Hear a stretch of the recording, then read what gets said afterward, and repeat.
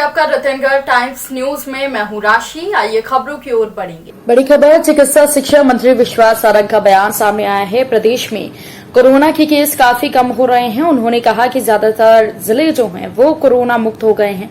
प्रदेश में कोरोना को लेकर स्थिति अब बेहतर हो चुकी है। लगभग सभी गतिविधियों को शुरू कर दिया गया है। कुछ देर बाद ही गतिविधियों को लेकर विचार होगा। आर्थिक गतिविधियां हों लेकिन संक्रमण न बढ़े। तीसरी लहर में बच्चों के माता पिता को ट्रेनिंग दी जाएगी। 15 महीने कांग्रेस की सरकार रही, उन्होंने बेरोजगारी हटाने के लिए काम नहीं किया। उन्होंने कांग्रेस के दलालों को रोजगार दिया है। हमारी सरकार ने ऐसे दलालों को बेरोजगार किया है जो कांग्रेस के संरक्षण में फल फूल रहे थे। प्रदेश में वैक्सीनेशन की स्थिति अच्छी है। जुलाई में सीएम खुद जन जागरण अभियान के लिए निकलेंगे। वैक्सीनेशन को लेकर कांग्रेस जनता को गुमराह कर रही है। दिग्विजय सिंह ने देश को तोड़ने का काम किया है। उन्होंने कहा कि आतंकवादियों के साथ वो खड़े हुए हैं। दिग्विजय सिंह के कभी मंसूबे पूरे नहीं होंगे। साथ ही विश्वास सारंग ने कहा कि कश्मीर भारत का था और भारत का ही रहेगा।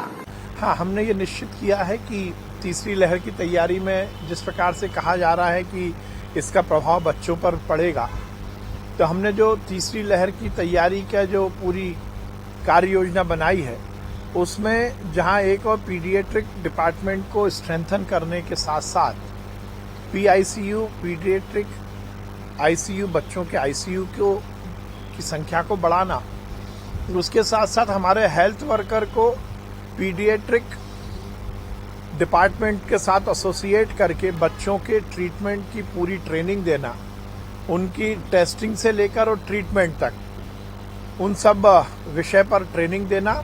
और उसके साथ साथ हम ये भी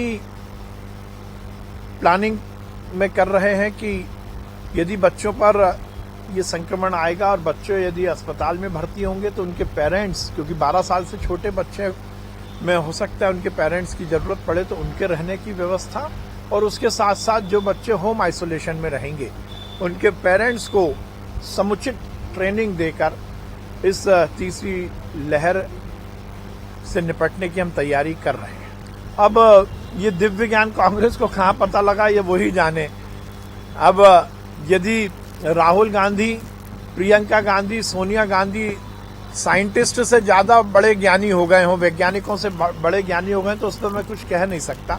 मुझे लगता है कि यही भावना कांग्रेस की प्रदर्शित करती है कि वो जनता की जान के साथ खेल रही है। जब पूरी दुनिया में ये बात स्थापित हो चुकी है कि यदि कोरोना की जंग को जीतना है, यदि अपने को और अपने परिवार को सुरक्षित रखना है तो वैक्सीन लगवाना है। जिस दिन से वैक्सीन बनी है उस दिन से कांग्रेस चाहती है कि देश में अराजकता का माहौल बने।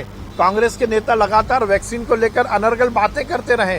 कोई कहता है भाजपा की वैक्सीन, कोई कहता है मैं वैक्सीन नहीं लगवाऊंगा, कोई कहता है ये मोदी जी की वैक्सीन है, कोई ये कहता है।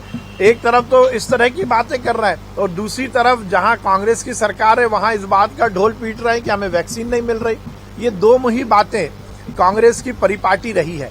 कांग्रेस हर समय इस देश की जनता को गुमराह करके देश की जनता की जान पर खेलना चाहती है।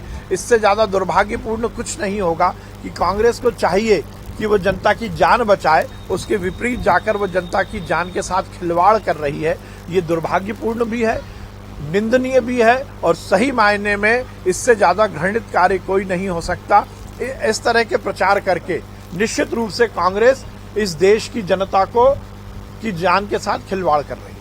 दिग्विजय सिंह ने पहले फिलहाल के लिए इस बुलेटिन में इतना ही। और भी खबरों की अपडेट्स के लिए आप बने रहिए रतनगढ़ टाइम्स न्यूज के साथ। नमस्कार। खबरों में बने रहने के लिए रतनगढ़ टाइम्स न्यूज को सब्सक्राइब करें और बेल आइकन को दबाना बिल्कुल ना भूलें ताकि हर खबर की अपडेट आपको मिलती रहे।